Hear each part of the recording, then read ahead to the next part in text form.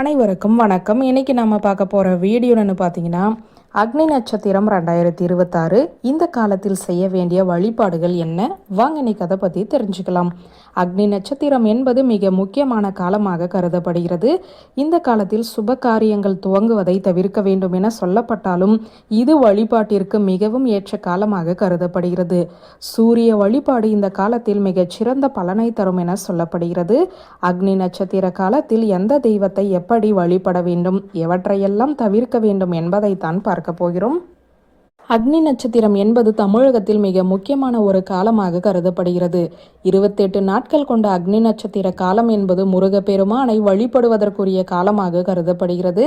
அக்னி நட்சத்திரம் என்பது சூரிய பகவான் கிருத்திகை நட்சத்திரத்தில் தனது பயணத்தை துவங்கி பரணி நட்சத்திரத்தின் 3 மற்றும் 4வது பாதங்களை அடைவது வரையிலான காலத்தையே அக்னி நட்சத்திர காலம் என்கிறோம்.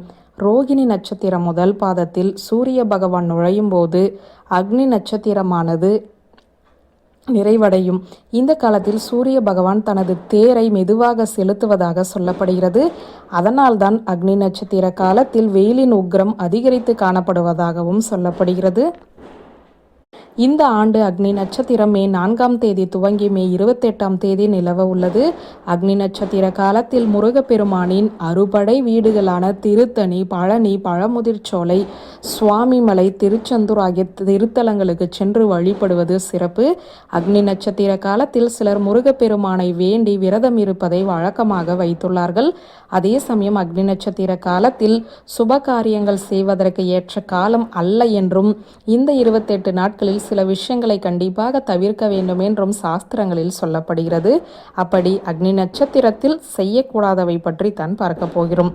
அக்னி நட்சத்திர காலத்தில் கடன் கொடுப்பது, கடன் வாங்குவது ஆகியவற்றை தவிர்க்க வேண்டும். அக்னி நட்சத்திர காலத்தில் திருமணம் போன்ற சுப காரியங்கள் நடத்துவதை தவிர்க்கும் பழக்கம் பழங்காலம் தொட்டு இருந்து வருகிறது. பயணம் செய்வது, கிரகப்பிரவேசம் செய்வது ஆகியவற்றை தவிர்க்க வேண்டும். விவசாயத்தில் விதை விதைப்பது, புதிய வேளாண் பணிகளை துவங்குவதை தவிர்க்க வேண்டும்.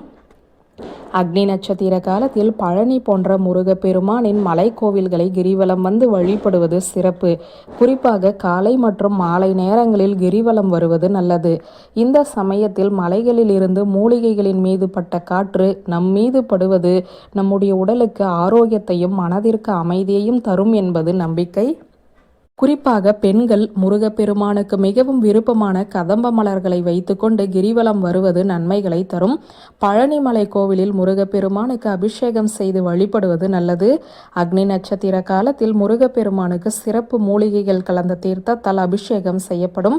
இந்த தீர்த்தம் சேமித்து வைக்கப்பட்டு அக்னி நட்சத்திரத்தின் நிறைவு நாளில் பக்தர்களுக்கு விநியோகம் செய்யப்படுகிறது.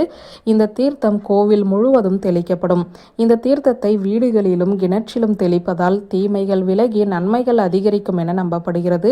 இந்த தீர்த்தத்தை வீடுகளில் வாங்கி வந்து வைத்து வழிபடுவதும் அளவில்லாத நன்மைகளை கொடுக்கும். வியூவர்ஸ், இந்த வீடியோ உங்களுக்கு பிடித்திருந்த லைக், கமெண்ட், ஷேர் பண்ணுங்க. நன்றி.